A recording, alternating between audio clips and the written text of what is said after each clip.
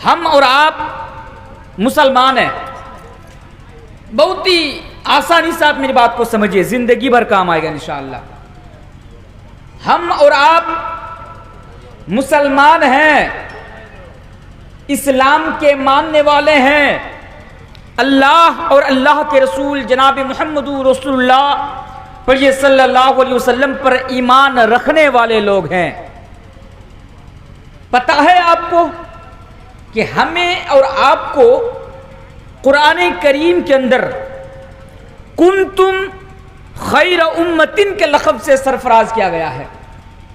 हमसे और आपसे कहा गया है कि ऐ मुसलमानों, दुनिया के अंदर तुम सबसे बेहतरीन लोग हो, दुनिया के अंदर तुम सबसे इज्जत वाले लोग हो, यानी दुनिया के अंदर तुमसे बेहतरीन लोग कोई और हो ही नहीं सकते। तुम सबसे बेहतरीन कम्युनिटी के मानने वाले लोग हो, हमको सबसे बेहतरीन कहा गया है।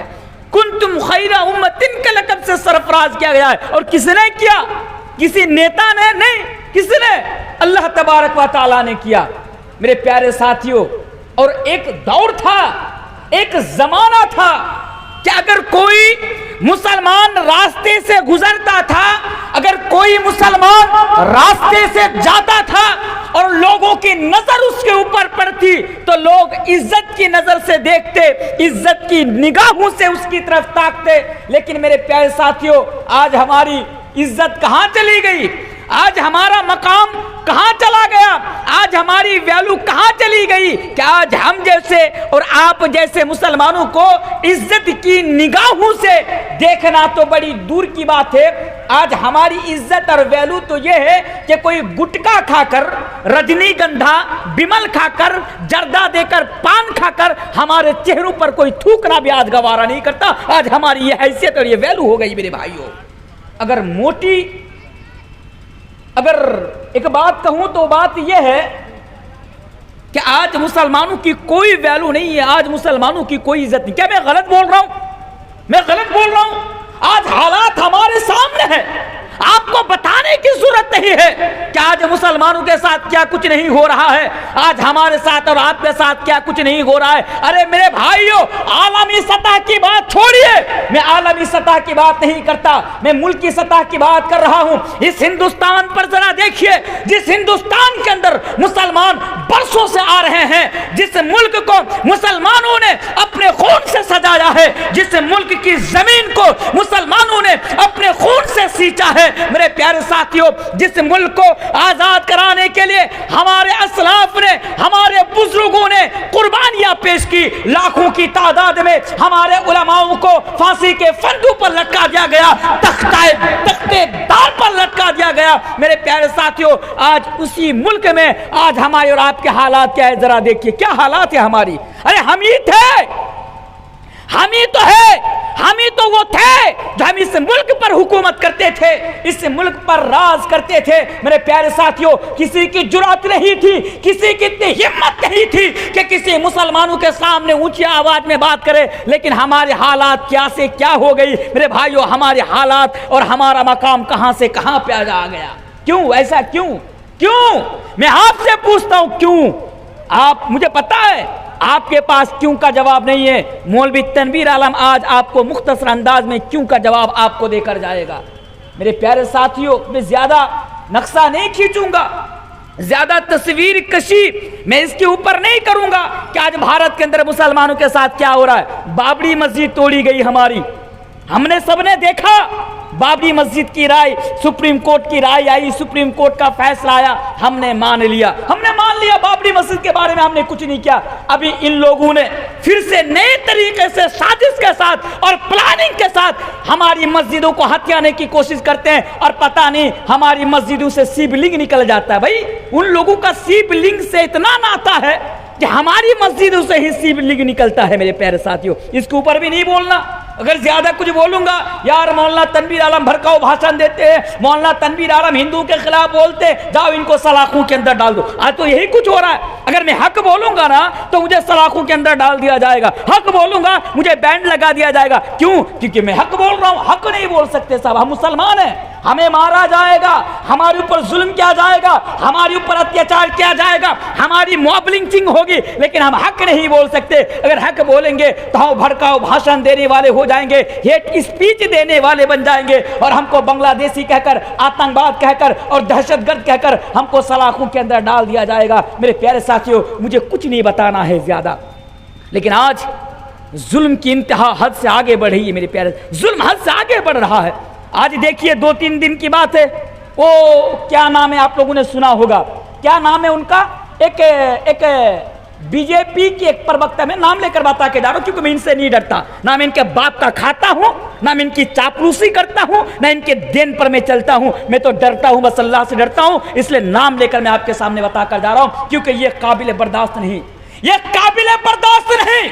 उन लोगों से क्या देना चाहते हैं कि सुन लो साहब, अगर मुसलमानों की मॉब लिंचिंग करोगे हम खामोशी के साथ सब्र कर लेंगे, अगर हमारा घर तोड़ोगे हम खामोशी के साथ सब्र कर लेंगे, हमारे घरों पर बुलडोजर चलाओगे हम खामोशी के साथ सब्र कर लेंगे, लेकिन याद रखो अगर हमारे नबी की शान में तौहीन करोगे, अगर हमारे नबी की तौहीन करोगे, अगर हमारे नबी की शान में गुस्ताखी करोगे, तो हम मुसलमान इसको कभी मान नहीं लेंगे, हम मुसलमान इसको कबूल नहीं कर लेंगे। बोलिए इंशाअल्लाह, इंशाअल्लाह। भाई आवाज तो उठाइए कम से कम, ताकि उनको पता भी चले कि भारत के मुसलमान रात के 2 बजे भी नहीं सोते, जागे हुए रहते हैं, ताकि उनको पता भी तो चले।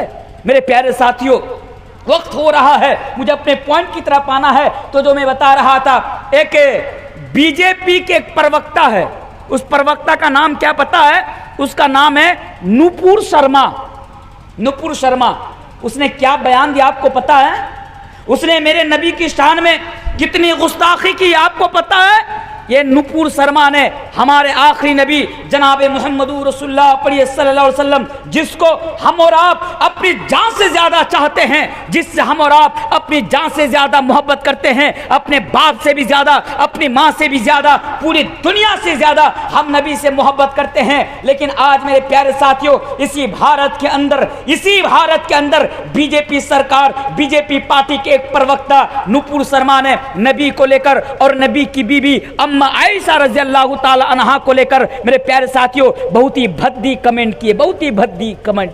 क्या बताया है मैं अपनी जबान से उसको निकाल भी नहीं सकता, अपनी जबान से मैं कह भी नहीं सकता कि नुपुर शर्मा ने नबी के ताल्लुक से और क्या बोलता है नबी की बीबी हजरत आयशा रज़ी अल्लाह ताला अन्हा के ताल्लुक से क्या बोली है। लेकिन मेरे प्यारे साथियों, आज हमारे बहुत सारे हिंदू भाई उनके समर्थन में आते हैं। हिंदू तो नहीं कहूँगा, वो जो गोडसे के चमचे हैं, आरएसएस और बीजेपी के जो चमचे हैं, चमचागिरी करते हैं, इन लोगों ने नुपुर शर्मा का सपोर्ट करते हुए कहा कि हाँ नबी ने ऐसा किया, नबी ने ऐसा किया। लेकिन उनसे एक सवाल पूछना चाहता हूँ चैलेंज के तौर पर।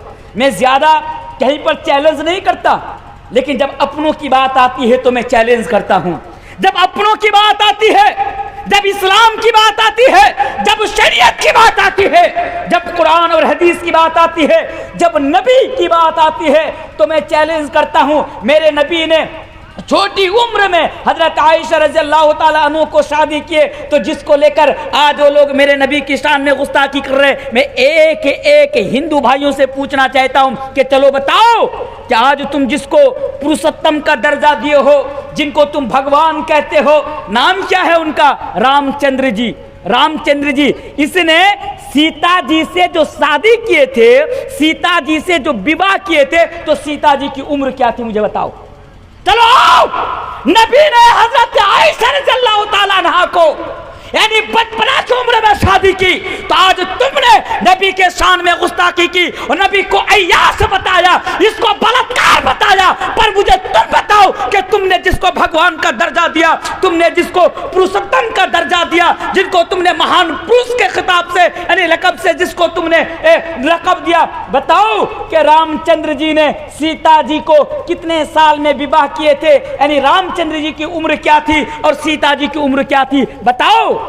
मेरे प्यारे साथी वो नहीं बता पाएंगे। क्यों नहीं बता पाएंगे?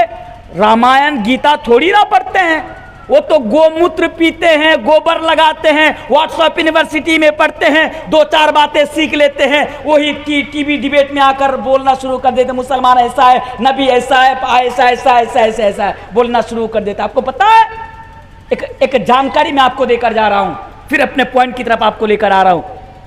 आज नबी ने देखिए हजरत आयशा से 6 साल की उम्र में या 7 साल की उम्र में शादी की। हजरत आयशा की उम्र इतनी थी तो उन लोगों ने आज नबी की शान में गुस्ताखी कर रहे हैं, इसको बलात्कार बता रहे और पता नहीं क्या अय्याज बता रहे, पता नहीं क्या क्या बता रहे।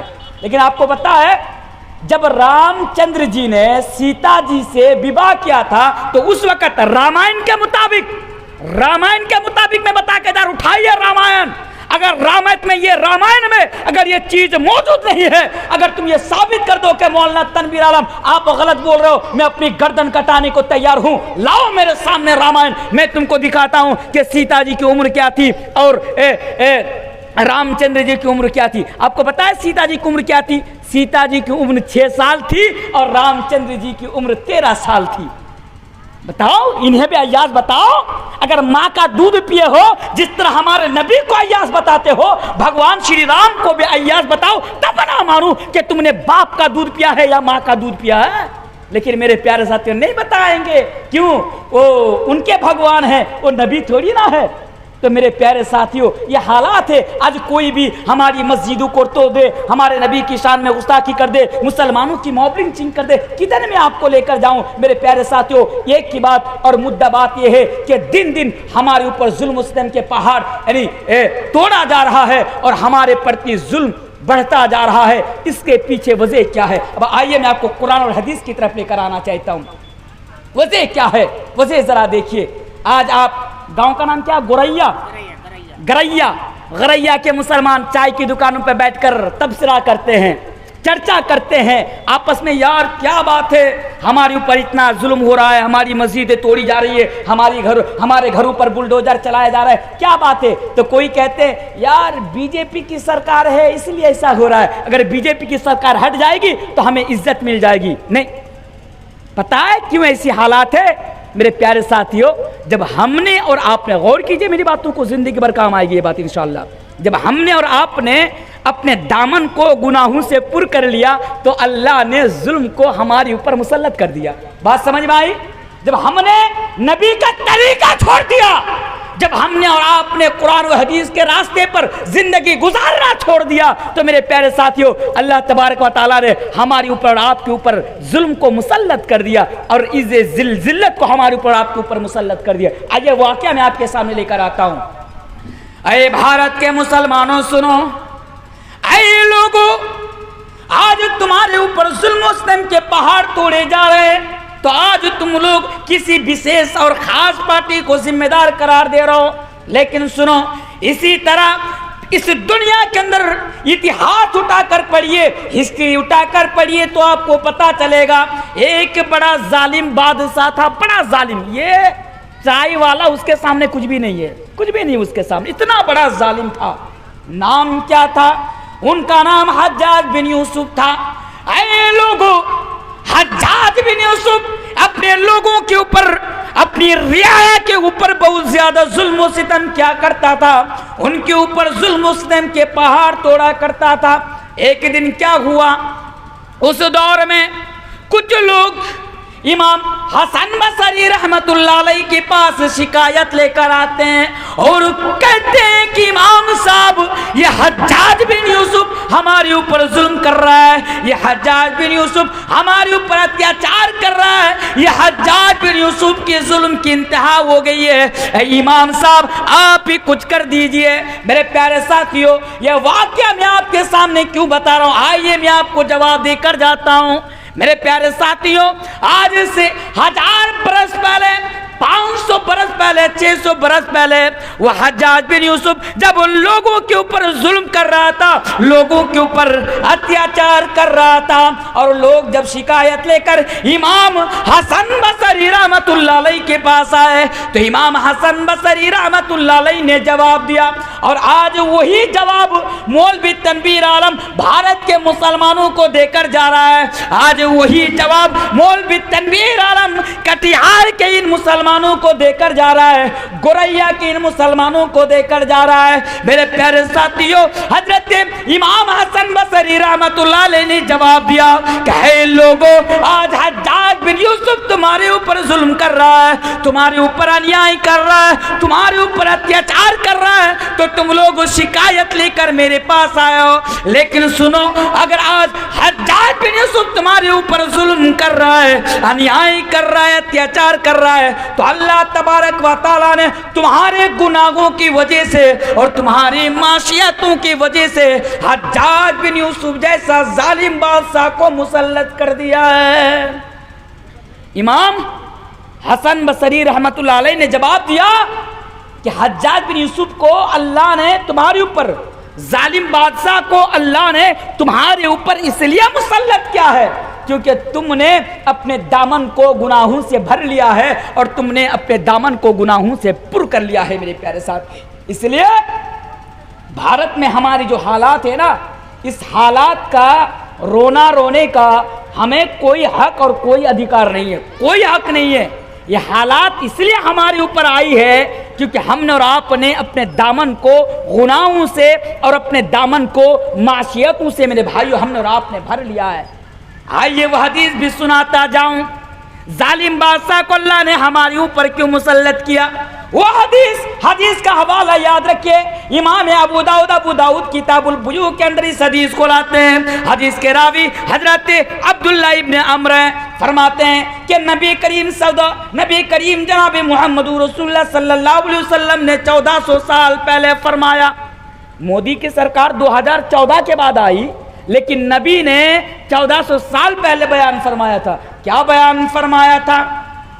इदा तबाया तुम बिल ईना व अखज तुम अदना बल बकर व रदी तुम बिज़्ज़र्ई व तरक तुमुल जिहादा व सल्लल्लाहु अलैकुम ज़ुल्लन ला यंज़िउ हत्ता तरजिउ इला दीनिकुम। नबी करीम सल्लल्लाहु अलैहि वसल्लम ने फरमाया था, ऐ गुरैया के मुसलमानों, ऐ कटियार के मुसलमानों, जब तुम बेईना करने लगोगे, बेईना यानी धोखाधड़ी का कारोबार करने लगोगे, अपने बिजनेस में बेईमानी करने लगोगे। और क्या फरमाया था? अल्लाह के नबी ने यह बयान फरमाया था, तुम दुनिया की खेती बाड़ी से राजी हो जाओगे, यानी दुनिया के सामान से, दौलत से, प्रॉपर्टी से तुम राजी हो जाओगे। वह तरक तुमुल जिहादा, और तुम जिहाद को छोड़ दोगे, तो क्या होगा?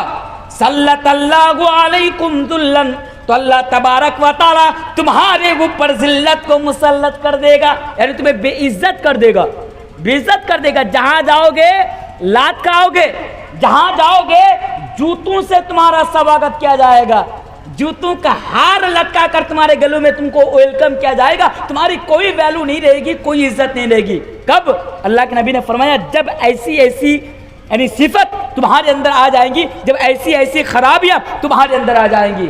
फिर अल्लाह के नबी ने क्या बयान फरमाया? सुन लो इस हदीस को, ला यंज़िउहु, उस वक़्त तक ना तुमको इज्जत नहीं मिलेगी। कब तक इज्जत नहीं मिलेगी?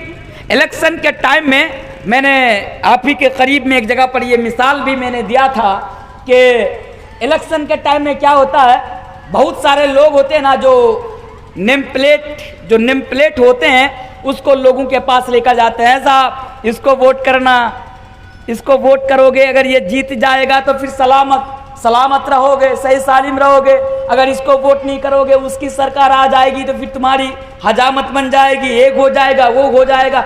अजीब तरह की बात करते। तो पता ये चलता है कि लोग समझते हैं कि हम सरकार बदल देंगे तो हमारी हालात बदल जाएगी, हम सरकार बदल देंगे तो हमें इज्जत मिल जाएगी, हम सरकार बदल देंगे तो हमारी खोई हुई इज्जत हमें वापस मिल जाएगी। ये सोच हम और आप रखते हैं। लेकिन मेरे प्यारे साथियों, अल्लाह के प्यारे नबी ने बयान फरमाया था कि मुसलमानों, जितना चाहे तुम सरकारें बदल लो, जितना चाहे तुम सरकारें बदल लो, सरकारें आएंगी, सरकारें जाएंगी, लेकिन तुम्हारी हालात नहीं बदलेंगी। ऐ मुसलमानों, सरकार बदलकर तुम अपने हालात को तब्दील नहीं कर सकते हो, सरकार बदलकर तुम अपने हालात को बदल नहीं सकते हो। कब तक? हत्ता तरजिउ इला दीनिकुम, जब तक तुम दीन की तरफ पलट कर नहीं आ जाओगे, जब तक तुम दीन की तरफ फेर कर नहीं आ जाओगे। तो मेरे प्यारे साथियों, पता ये चला कि अगर हम और आप अपनी हालात को बदलना चाहते हैं,